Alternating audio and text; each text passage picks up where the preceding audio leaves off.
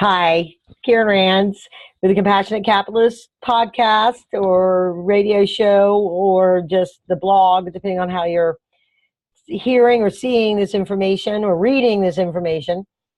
My mission has been to spread the word about compassionate capitalism. And part of that is because there's just so many ways for a company to raise capital these days. And there's so many in my own town of Atlanta. We have 34 incubators and accelerators. And an incubator and an accelerator is where an incubator, they're helping to incubate, just like you think about an egg incubating, right?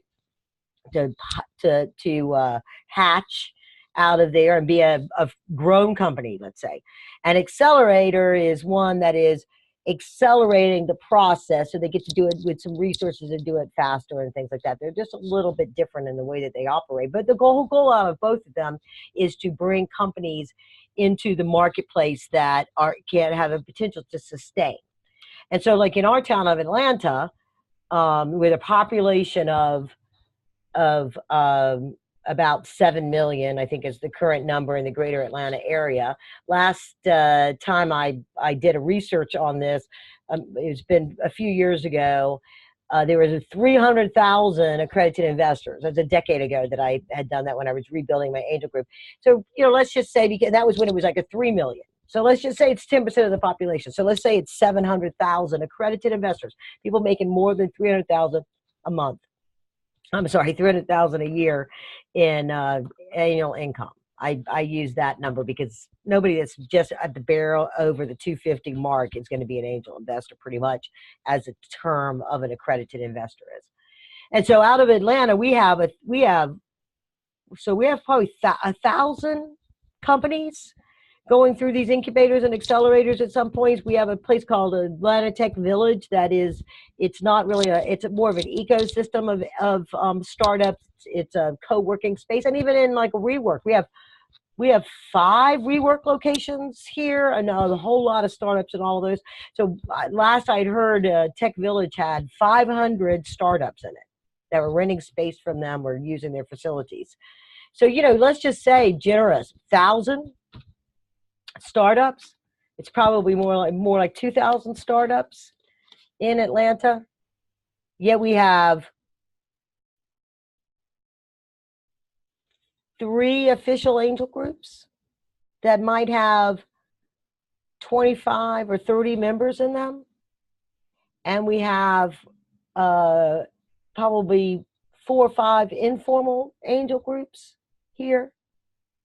And so you have and so out of that, you might have 200 altogether that are like known, walking, talking, breathing. People know who they are as angel investors officially for 2,000 companies, 1,500 companies, whatever number you want to say.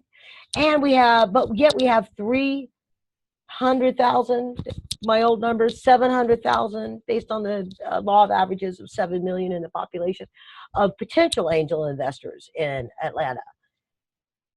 That is not a unique problem. That is the same thing everywhere. And so the reason why it's so important for the people that label themselves as angel investors, the people that are building these accelerators and these incubators, to understand that they have to embrace the entire space.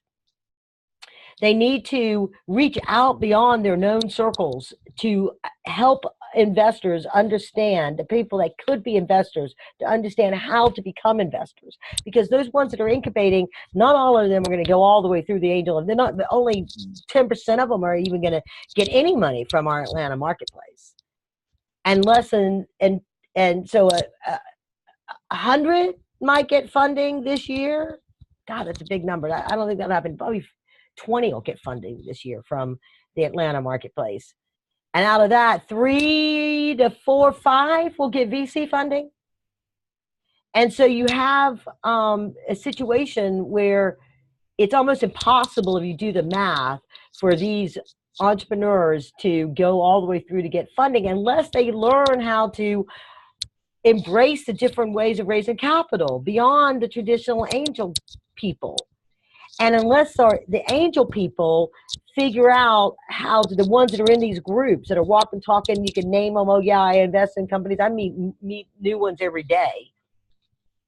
But until the ecosystem reaches outside of that to embrace how to be an angel investor, okay, my book, Inside Secrets to Angel Investing, is a rewrite of my book that I wrote a decade ago called Learn to Be an Angel Investor. When I was rebuilding my angel group into being one of the most active ones in the Southeast and in top 50 angel groups in the US, according to Inc. magazine. You know, I used it back then, and it's not even, it's a fraction of the resource that it is now. And I'm not telling you this to be a plug for my book, but I'm just saying people have got to stop being siloed and thinking that, you know, the people that don't participate in this group and pay $2,000 to be a member aren't worthy of learning how to be an angel investor or doing that. When I looked at Georgia in 2017, did 35 million altogether in the entire state in angel investing, according to FundZ that tracks that stuff. Whereas the state of Florida did 10 times that. Whereas Jacksonville had just that amount as what all of the state of Georgia had. And why is that? It's because they embraced the entire ecosystem and brought everybody in without judging. And they reached out and they tried to provide education, and they tried to provide this stuff to do that and not be dependent on the Kauffman Foundation. And you look at the economic impact that you have out in California and the ripple effect of generations of this happening, and this idea there where people go, oh, I've got to figure out how to be an angel investor. I want to learn how to be an angel investor because I want to be a part of it, because if I'm not, I got to keep up with my Joneses, and that's to be an angel investor. You know, and I had a call the other day with a company that is, they're putting together a fund, and there's so much wealth out there. We could, you know, yes, the companies have to be worthy of investing, but that's the whole purpose of these accelerators and these incubators, right? And what are they doing to educate people on how and why to invest? And even those that aren't accredited, how they can participate in some of these companies under intrastate 504s and Reg CF. So I'm animated about this because I'm really passionate about it, because I so want the compassionate capitalist movement to become, you know, something that is as everyday to people the way real estate investing is. Everybody thinks about, you know, that has any kind of liquidity. They think about, how can I get real estate? How can I build a portfolio of 10 rental properties before I retire? So I've got income when I retire from that over and beyond my retirement income. And there's no reason, zero reasons. If you're not seeing this video, I have a intense look on my face with big zero okays on either side of my head. There's no reason why that can't be for everybody to figure out how and why and what kind of companies do I want to invest in. Do I want a reoccurring revenue stream like that you get with a rental property? Do I want something that's like a flip, that I can put some money in, make some money, flip it, do another thing, flip it, make some more money, keep working that money, right? Do I want something that's a long hold that I'm investing now for a big win later? All of that's in my book, Inside Secrets to Angel Investing. Go to InsideSecretsToAngelInvesting.com and get 12 of the 41 secrets that I offer there as a free excerpt. And even one of my chapters is an excerpt there. And it's $20. You spend that going to the movies on Friday. But you could give your money an upgrade. You could learn how to, you could go buy this for everybody. If you're an angel investor, you could go buy it for everybody that says, how do you do that angel investing thing? If you're somebody that makes over $250,000 a year and you aren't figuring out how to put 10 grand a year to work for the next 5 years, or 20 grand to work out of your money for the next 5 years into investing in entrepreneurs, you are making a horrible mistake on your wealth creation strategy. You could become a millionaire on 250 grand a year with making angel investing if you learn how to do it right.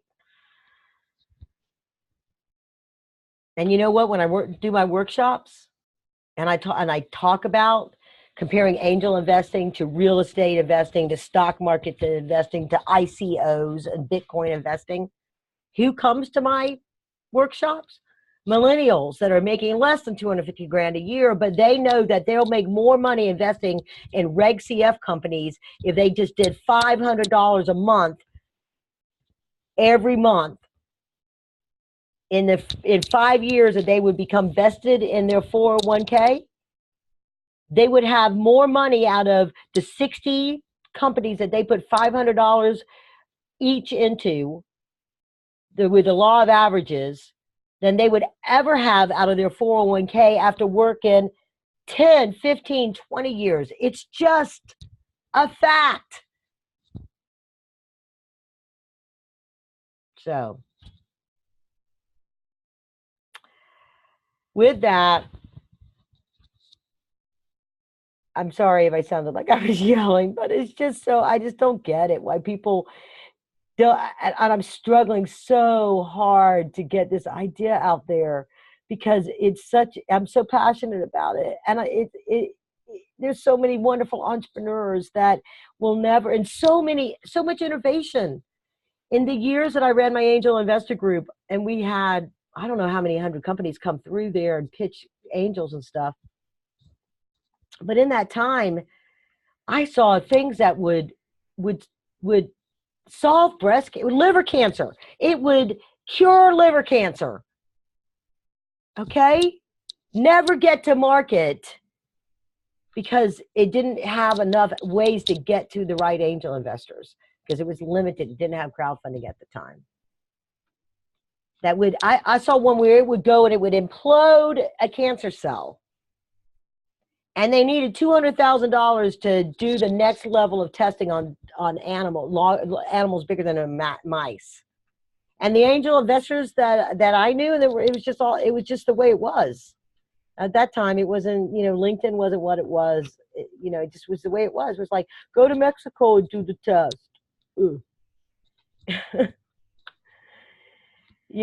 It's just, there are people that would really care about that and would put their money in it because no innovation has gotten to the market from the day one to that. I mean, you think about everything that we have. There were people that went before them and they stood on the shoulders of the giants that had before them that were willing to take, because they were willing to lose money because that technology was so strong to get there. It's just that it's just something that everybody needs to be figuring out how to do to give their money an upgrade. That investing in entrepreneurs can be right in line with a portfolio diversification strategy that includes real estate and stocks. You just have to know what your risk level is, know what your industries are, have a pipeline to figure out how to do it, be patient and disciplined to not invest in the best video you see in the first deal, to know what you have to do to validate the business plan, and all of this, there's a consistent formula that the VCs use that I have put in this book so that everybody can use it. Now, it's not really written for the Reg CF kind of investment. That's going to be a follow-on eventually.